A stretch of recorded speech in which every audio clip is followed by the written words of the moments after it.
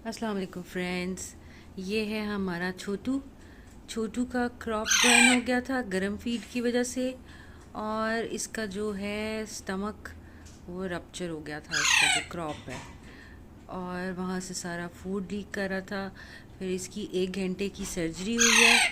Surgery के बाद अब ये माशाल्लाह आज 6 डे है। आप सब लोगों ने इसके लिए दुआ करनी है ताकि ये जल्दी हील अप हो जाए।